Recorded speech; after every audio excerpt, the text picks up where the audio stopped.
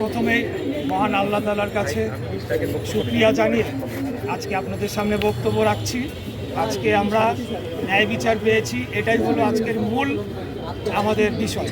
এখানে আমি মেয়র হতে পারবো বা আমি মেয়র পদে শপথ গ্রহণ করবো কিনা সেটা সম্পূর্ণ দলীয় বিষয়।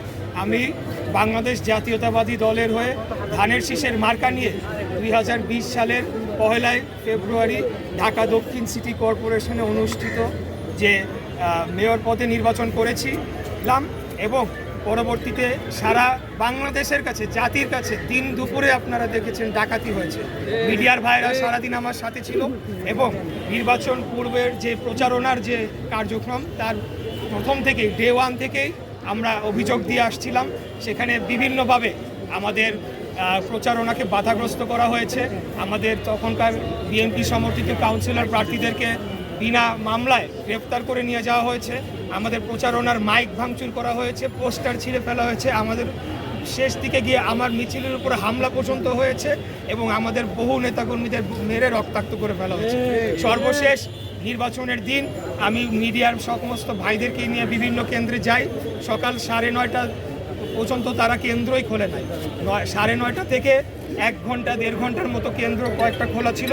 তার পরবর্তীতে সমস্ত কেন্দ্র বন্ধ করে দেওয়া হয় এবং সেখানে ব্যাপক কারচুপির মাধ্যমে ভোট জালিয়াতি করে আমার যে ভোট হয়েছিল, আমি যে সংখ্যক ভোট পেয়েছিলাম সেটির থেকে বেশি ভোট দেখানোর জন্য দিনব্যাপী তারা কারচুপি করে। তো সেই বিষয়ে আমরা তখনই মামলা করেছিলাম সমস্ত নথিপত্র প্রমাণাদি দিয়ে, যেটি ইতিমধ্যে আমাদের আইনজীবী যারা রয়েছেন তারা আপনাদের কাছে ক্লিয়ার করেছে।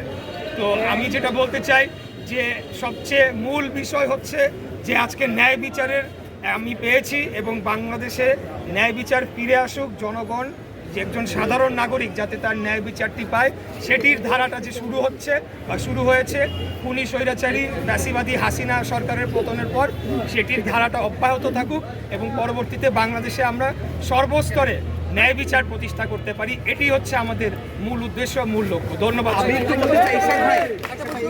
চাই যে আমি অন্য নির্বাচনের বিষয়ে মন্তব্য করব না। ঢাকা দক্ষিণ সিটি কর্পোরেশনে 2020 সালে যে নির্বাচন অনুষ্ঠিত হয়েছিল তার পরবর্তীকালে আমরা নির্বাচনী ট্রাইব্যুনালে দেশের বিদ্যমান আইন অনুযায়ী মামলা করেছি। সেই মামলায় আমরা আদালতে লড়েছি এবং দীর্ঘ আইনি প্রক্রিয়ায় এখানে অনেক জটিলতা তৈরি করে রাখা হয়েছিল। এটা আপনারা ভালো করেই জানেন যে খুনি হাসিনার ভাতিজা খুনি তাপস সে নিজে আদালতে হস্তক্ষেপ করে আমাদের এই মামলার প্রক্রিয়াটিকে বাধাগ্রস্ত করে বন্ধ করে রেখেছিল। পরবর্তীতে 5ই আগস্টের পর আমরা আইনি প্রক্রিয়া অনুসরণ করে আদালতে সমস্ত তথ্য সাক্ষী প্রমাণাদি দিয়ে এবং মামলা লড়ে আমরা জিতে এসেছি।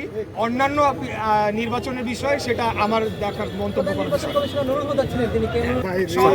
অতীতে রকিব কমিশন ছিল, হুদা কমিশন ছিল এবং সর্বশেষ কি নাম আউয়াল কমিশন। এই কমিশনে যারা সাংবিধানিক পোস্টে ছিল, আমি মনে করি যে বাংলাদেশের যে এই অগণতান্ত্রিক ধারায় বাংলাদেশকে ধ্বংস করার যে চক্রান্ত হয়েছিল, সেটা ফ্যাসিবাদী শাসন যে কায়েম হয়েছিল, সেখানে সাংবিধানিক পদে যারা ছিল তারা অবশ্যই তাদের দায়িত্ব এড়াতে পারে না, কারণ সাংবিধানিকভাবেই তাদেরকে সেই ক্ষমতা বলি দেওয়া হয়েছিল। তারা সম্পূর্ণ ইন্ডিপেন্ডেন্টলি, তারা কোনো কিছুর কোনো চাপে না পড়ে এবং কোনো কিছুর বশবর্তী না হয়ে তারা কাজ করবে, কিন্তু সেটিতে তারা ব্যর্থ হয়েছে। একই রূপে আউয়াল কমিশন, রকিবুল কমিশন এবং হুদা কমিশন যারা আছে তাদের বিরুদ্ধে অবশ্যই আমি মনে করি যে একটা বিচারিক প্রক্রিয়া শুরু করা উচিত। ধন্যবাদ।